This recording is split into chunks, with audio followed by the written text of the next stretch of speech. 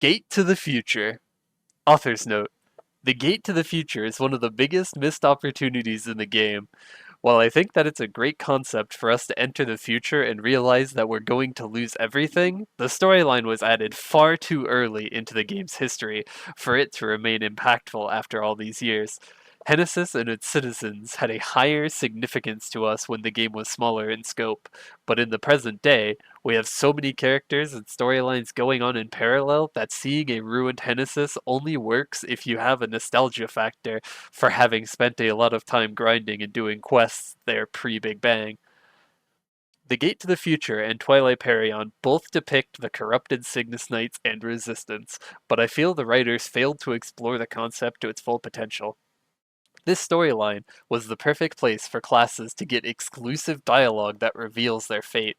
We could have had the heroes be corrupted and explored the darker aspects of their personality, like Mercedes becoming a second Affinia who believes that elves are superior to humans, and a dark Iran whose moral code as a warrior has become warped into her attacking innocents and enemies alike just to prove that she's stronger than anyone. Aside from characters, I think that they really should have continued releasing more parts of Victoria Island instead of just stopping at Genesis. I would have loved to see future Sleepywood and gotten a chance to fight an unsealed and overpowered future Balrog. We've had some pretty interesting discussions about this on the lore server, so feel free to click and join if you're interested as well. Centuries ago, Lucid had used her powers to erase her existence from the minds of all of the elves and had decided to spend the rest of her life inside a perfect dream, oblivious to the passage of time. However, when she had been affected by the Black Mage's curse on the elves, trapping her in ice, unlike the other elves, Lucid's powers had caused her to remain painfully aware that she was asleep, and she soon came to view her dreamscape as a prison. Though she longed to awaken from her dream, she felt the centuries slowly pass with no hope of escape. In desperation, Lucid projected her consciousness as far as it would go, allowing her to inadvertently stumble into the Black Mage's subconscious. Sensing Lucid's presence, the Black Mage recognized her talents and promised her eternal life and the chance to see the new world that he would create in exchange for her loyalty. To hear that such a powerful being needed her was all that Lucid desired, and so she readily accepted his offer. The Black Mage freed Lucid from the ice and ordered her to create a false future in the Temple of Time, one in which he reigned victorious after Empress Cygnus betrayed the people of Maple World. Lucid broke into the Temple of Time and used her powers to manipulate the gate to the future, creating the dreamlike illusion which the Black Mage had asked her to make. Author's note. While Lucid believed that the Gate to the Future was meant to demoralize the people of the Maple World into ceasing their attempts at resistance, the Black Mage actually wanted to unite the people of the Maple World against him by having them resist the idea of the predetermined future that awaited them.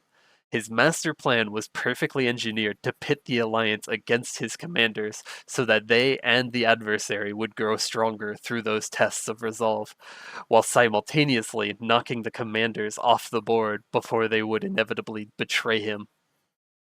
This next portion is actually the Cygnus Knight's fourth job advancement and a mount quest that takes place right before it. While their fourth job advancement would normally take place after their level 75 Alliance quest, I found that based on the context clues of the job advancement quest and the Gate of the Future theme dungeon, it makes more sense that it would be placed beforehand. Incidentally, the fourth job advancement quest adopts the first part of the original Alliance quest for Cygnus Knights. Nightheart reached out to the Cygnus Knight and told them that they needed to upgrade their mount, explaining that it was unbefitting of them to still be riding a Mimiana as an advanced knight. He then sent them to Kiridu in order to learn enhanced monster riding. Kiridu told them that Mimiana could become a more powerful creature through shedding, though he added that it would require a special formula used for the dragons of Leafrey. After obtaining the concentrated formula, the knight fed it to Mimiana, who molted into a Mimio.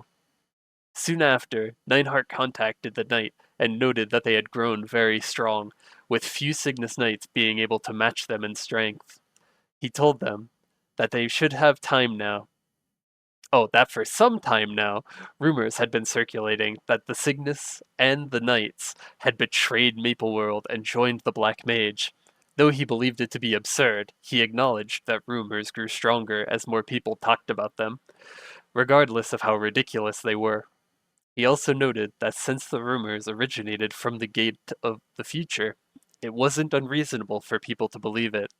He asked them to investigate the rumors, but as the Temple of Time was dangerous, he told them that they would work alongside their chief knight. He then sent them to meet with Dela, one of their informants. Author's note: this quest was originally the first part of the original Alliance quest for the Cygnus Knights. Unlike this version, all you had to do originally was to collect Dela's records and bring it to Cygnus, after which she'd ask you to send invitations to the other factions of the Maple World. Also, I love how Nineheart is cautious enough to have a Cygnus Knight accompany you to the Temple of Time at level 100, when Athena Pierce tells the explorers to go in alone at level 25, even though they've probably been an explorer for like 20 minutes. At the Temple of Time, the knight and their chief knight met with Dela, who told them the rumors about the Cygnus Knights betraying Maple World in the future were true. However, she added that there were too many unknown factors, as the Gate of the Future had been destroyed, and neither the Temple Keepers nor the informants had been able to enter due to a strange black mist. Because of this, Dela believed it may be possible that the future that lay beyond the door was a lie. The chief knight decided that they would need to look into it themselves and asked Dela about the mist. She explained that the mist pushed people away the further they entered, almost as though it was casting out the unworthy. The knight and their chief knight arrived at the Gate of the Future, where they discovered the thick black mist emanating from beyond the door. The knight felt as though something was calling to them, and so they entered through the door and arrived in Future Arev, where they encountered the corrupted Future Cygnus and her chief knights. Suddenly, the knight began to feel an unnatural drowsiness overtake him, and soon lost consciousness. They soon awoke back at the Temple of Time to the sight of their chief knight attempting to wake them. Suddenly, the black mist formed tendrils of darkness that attempted to grab at the knight. Their chief knight immediately pushed them aside, but the tendrils instead ensnared the chief knight and dragged them into the Gate to the Future. The knight rushed in after them, but they were soon engulfed by the same unnatural sense of drowsiness. As they felt their consciousness fading away, the knight heard Cygnus's voice calling out to them and reminded them of who they were. The knight was able to remain awake and found themselves in a dreamscape where they discovered a white mare placing their chief knight into an enchanted sleep. The knight quickly defeated the white mare and took the chief knight back to the Temple of Time. The chief knight awoke and thanked them for their help, explaining that the white mare had been trying to brainwash them by planting images into their mind. Suddenly, Dela rushed over to them and explained that there was an emergency in Arev, as something had happened to the Empress. The knight and the chief knight rushed back to Arev, where they found that the black mist had engulfed the island. They found Nineheart and the others huddled around an unconscious Cygnus and asked what had happened. Nineheart explained that the black mist had suddenly appeared, causing Cygnus to pass out right after. He noted that the black mist was no simple attack, as it had been able to bypass both Arev's barrier and Shinsu's protection. Kinu, one of the Pyo training instructors, noted that Cygnus had fallen into an enchanted sleep, and that there seemed to be turmoil within her dreams. Oz noted that Cygnus's power was fading, and that she was in grave danger, since she had not yet fully accepted Shinsu's power. As the chief knights argued about what to do, Shinsu sensed that the knight had learned something significant in the Gate to the Future and asked them to share it with the others. After the knight explained how they had been ensnared by the black mist, Nineheart realized that since Cygnus's power and that of the Cygnus Knights were intertwined, the knight being affected by the black mist may have inadvertently resulted in Cygnus experiencing the same. Nineheart told the knight that just as they had saved their chief knight, they now needed to save Cygnus within her dreamscape as well. Through the grace of Shinsu, Nineheart sent the knight into Cygnus's dreamscape, where they found her staring at her corrupted self through a mirror. Suddenly, future Cygnus shattered the mirror, knocking the real Cygnus out and emerging through the other side. The knight immediately fought future Cygnus and defeated her, sending both the real Cygnus and themselves back to the real world. Around them, a black mist dissipated as Cygnus awoke from her nightmare. Sometime after the incident, Nineheart thanked the knight for their valiant efforts and noted that based on everything that he and their chief knight had observed, the knight had risen to become the epitome of a Cygnus knight, both in power and valor. He then explained that Oz had discovered that the power of the Black Mist had been entirely foreign, after which he asked the knight whether they had found any clues while fighting the White Mare and future Cygnus. The knight told him that they were certain that the mastermind wasn't a Blackwings member, as the White Mare's clothes had the pattern of a butterfly, not the Blackwing symbol. Author's note: this explicitly confirms that the White Mares are Lucid's minions. Nineheart realized that they were likely facing a new enemy and resolved to look into it. He also told them that with the Black Mist having lifted from the Gate of the Future, he was planning on sending a full expedition to investigate the rumors. He then told the knight that Cygnus had something important to tell them. The knight went to meet Cygnus, who thanked them for their service and promoted them to Captain Knight. Their chief knight also congratulated them, and though the knight dismissed their praise, their chief knight told them that while their humbleness was important, it was also important to have confidence in one's abilities. They then told the knight that they were expecting great things from them. Author's note: in the GMS dialogue for the old quest line, Cygnus actually promotes us to Chief Knight. However, the problem with this is that she promotes us to Chief Knight again at level 200. Initially, what I had done to get around this continuity error was to say that she had promoted us to Captain Knight, which is the medal that she gives us for 4th job. The new KMS dialogue says that we've gotten promoted to Knight Commander, but I don't know whether that's the equivalent of a Chief Knight or if it's a new position created in this story.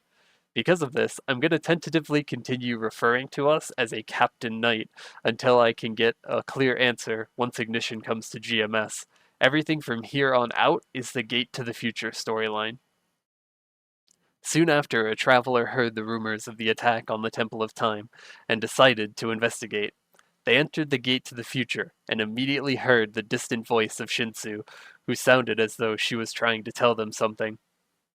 Upon going deeper inside, the traveler was stopped by an older Big Headward, whom they recognized as the hairstylist of Hennesis. Big Headward immediately became suspicious of the traveler, as no one should have been able to remember his old life aside from the other townspeople. Because of this, he brought them before Chief Alex, whom the traveler remembered as Chief Stan's runaway son. Alex asked them if Cygnus had sent them, which the traveler denied and instead explained that they had known each other in the past. Unable to remember them, Alex began asking them a series of questions in order to determine the truth, but he was shocked when they were able to recall details that only someone who knew him well could have known. Though he still couldn't remember, Alex decided to tentatively accept their support and asked where they had come from. As Cygnus attacks had cut off the rest of the Maple world, as they couldn't reveal that they had come from the past, the traveler made up a story that they had been knocked unconscious and had awoken up in Hennesis. They then asked Alex about what had happened to Hennesis, to which Alex explained that Cygnus had sent her knights to attack Maple World after she had been corrupted by the Black Mage. As remembering the past was too painful for him, he told them to get the rest of the story from Athena Pierce. Upon meeting the traveler, Athena was relieved that there were that there were survivors beyond Hennesis. She told them that Cygnus had taken an interest in the World Tree, which she believed to be the key to defeating the Black Mage. Upon finding the World Tree, however, she had realized too late that it had been a trap set by the Black Mage, who had then corrupted her and the people of Erev. With both Cygnus and Shinsu having fallen to evil, the divine power of the Empress was lost to them, causing Erev to crash down upon Maple World. Cygnus had then sent her corrupted knights to conquer the rest of the world. Author's note. Although it was probably envisioned as a literal tree, I like the fact that they introduced the world tree even as early as back then in the game. I do wish that they had gone more with the idea of Cygnus being obsessed with the world tree, as it feels like a missed opportunity not to have them refer to the events of the Gate to the Future when Alicia is discovered in Root Abyss. After hearing the struggles of the townspeople, the traveler decided to stay and help them. Upon hearing rumors of a ghost haunting the town, the traveler discovered the spirit of Chief Stan. Though they seemed vaguely familiar to him, Chief Stan nevertheless asked the traveler to prove themselves by defeating the mutant snails outside of town. After they proved their good intentions, Stan thanked them and explained that the monsters had been keeping him on edge, which was likely why the townspeople could sense his agitation. But he promised to settle down so that he wouldn't scare them anymore. Next, the traveler helped Jay collect mutant snail shells, which he wanted to study in order to learn how the Black Mage's magic had mutated the monsters in the area. They then gathered mutant mushroom caps for Camilla, who used them to prepare meals for the townspeople. Soon after, Camilla asked them to find her husband, Utah, who had gone missing while scouting. They found Utah in the creepy humming forest trail, where he asked them to tell Camilla that he would be home soon. After letting her know, they returned to help Utah, who asked them to find a marble that Camilla had given him when they were kids. The traveler brought the marble to Utah and proceeded deeper into the forest, where they found Anne, Dr. Betty's daughter, who asked them to help her defeat Mutant Tinos. They also helped gather Mutant Tiru feathers for her to craft more arrows, after which she told them that Jay needed help with something. Back in Hennesis, Jay asked them to gather Mutant Tiguru feathers in order to help him with his research on dark magic. He then told them that Big Headward had been looking for them. Big Headward asked them to eliminate mutant slimes, and after they returned, he asked them to collect pig oil so that he could style his hair better. Author's note: what kind of priorities does this man have in the middle of a war? Soon after, Camilla told the traveler that Utah had finally returned home and asked if they could collect mutant pork so that she could make him a hearty meal. After helping Camilla, the traveler learned that Utah wanted to restart his family's pig farm in order to have a steady source of food for the town. The traveler then captured several mutant ribbon pigs in order to help Utah get started. Utah thanked the traveler and gave them a shining object which he had discovered in the forest as a token of his appreciation. Unsure of what it was, the traveler showed it to Athena Pierce, who was startled to see that it was a dream fragment. She immediately began acting strangely, mistakenly claiming that Cygnus had conspired to attack Maple World rather than the Black Mage, and insisted that it would be a waste of time to look into it. Author's note: this is likely Lucid's dream instinctively reacting to our attempts to learn the truth, resulting in Athena behaving out of character in order to throw us off track. As Athena couldn't help him, the traveler decided to bring the dream fragment to Nineheart in the real world. Nineheart was intrigued by their discovery and told them that one of his informants had given him a report on dream fragments, which explained that they were related to a follower of the Black Mage who had the power to create dream worlds. The traveler wondered why an element of a dream would be in the gate of the future and began to suspect that something was off. Sometime later, Alex told the traveler that he had received reports of movements at the Knight stronghold. Upon investigation, the traveler discovered that security had gotten much tighter than usual. Alex suspected that Cygnus was planning to launch an attack and decided that they needed to cripple her forces before she could execute her plan. In order to infiltrate the stronghold, Alex asked the traveler to obtain an emblem from one of the Cygnus Knights. With the emblem, Alex told them to launch a surprise attack on the stronghold by defeating initial knights A and B. Alex was pleased by the successful attack and told them that he would soon reach out with more instructions. Soon after, he asked the traveler for a favor and planned that ever since he and Jay had lost their parents, Jay had grown obsessed with becoming more powerful, and as a result, he hardly ever smiled. In order to help lift Jay's spirits, Alex asked them to find a cheery book, which was said to make one bust up in laughter with a single paragraph. Author's note: literally, who else but Lucid would include something like this in a dystopian future? The traveler stole one from an official knight B and brought it to Jay, who smiled slightly after realizing that Alex had been worried about him. Some time later, Alex told the traveler to obtain a report from their undercover informant. The informant told them that he had no new news to report and explained that he would contact them himself in order to prevent his cover from being blown.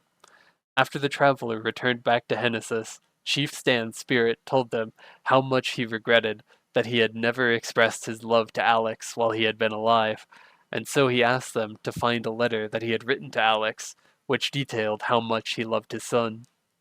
After learning that a knight who had attacked Hennesis had taken it, the traveler found it in the hands of an official Knight C and brought it to Alex, who was touched by the letter and thanked the traveler for finding it. Camilla then told them that Anne and Big Hedward were arguing once again, and asked them to collect gloves from official Knight D and bandages from official Knight C's, with which she made gifts to reconcile the two. She then explained that Utah had injured his shoulder while wrestling with one of the pigs on their farm, and asked them to bring pauldrons from the official Knight E's in order to help keep him safe. Sometime later, Alex gave them a new mission to ambush the advanced Knight A's while the Knights were running drills. After completing their mission, they helped Jay obtain a superior magic wand from advanced Knight B's so that he would be able to wield the powerful magic that he had been researching. Big Hedward then asked them to bring back a superior bow from the advanced Knight D's so that he could give it as an apology gift to Anne. Soon after, however, he explained that Anne had been making fun of him since her weapon was now better than his, and so the traveler obtained an ornate sword from advanced Knight E's to give it to Big Hedward. Sometime later, the informant asked the traveler to covertly let Chief Alex know that he had discovered where Nineheart had been held. Alex immediately asked for them to rescue Nineheart, and so the traveler infiltrated the stronghold and entered the secret grove, where they defeated guards surrounding Nineheart's cage. Nineheart thanked the traveler for rescuing him, but he explained that he wanted to stay, as his absence would only make things worse for the people of Hennesis. He added that he might also be able to do some good from where he was, and asked them to tell Alex of his decision. He also begged them to stop Cygnus, claiming that she was beyond saving, and requested that they weaken the Knight's power base before Cygnus could launch her siege on Hennesis. After thinning out the advanced Knights, the traveler reported back to Nineheart, who was relieved to hear the news. Soon after, the informant reached out and explained that it was getting harder to deliver messages, as the Knights were beginning to suspect him. Because of this, he asked the traveler to locate the Cygnus Garden in his place, where Cygnus and her chief knights resided. After discovering its location, the traveler reported back to Alex and told him that they would need a key to get in. Alex vaguely recalled something about a key that Stan had once told him, although he was unable to remember what it was. The traveler then asked Stan's spirits, who told them that they would need to create a dream key, and that Jay would know how to make one. Jay explained that a dream key was created by the stones of the elemental spirits, which protected the Cygnus Knights. The traveler told Alex what they had learned, after which he asked them to craft a dream key in order to enter the Cygnus Gardens, and to eliminate Cygnus and her chief knights. At the hallowed ground, the traveler obtained stones from the 5 elemental spirits: dawn, blaze, wind, night, and thunder, which they used to craft a dream key and entered the Cygnus Garden. They then engaged in a fierce battle against Cygnus, Shinsu, and the Chief Knights, ultimately defeating them and ending Cygnus's reign of terror over the future Maple world. Just then, they heard the voice of the real Shinsu telling them to wake up from the dream. Shinsu then explained that the world inside the Gate of the Future was nothing more than a dream planted by the Black Mage in order to demoralize the people of the Maple world by showing them a ruined future.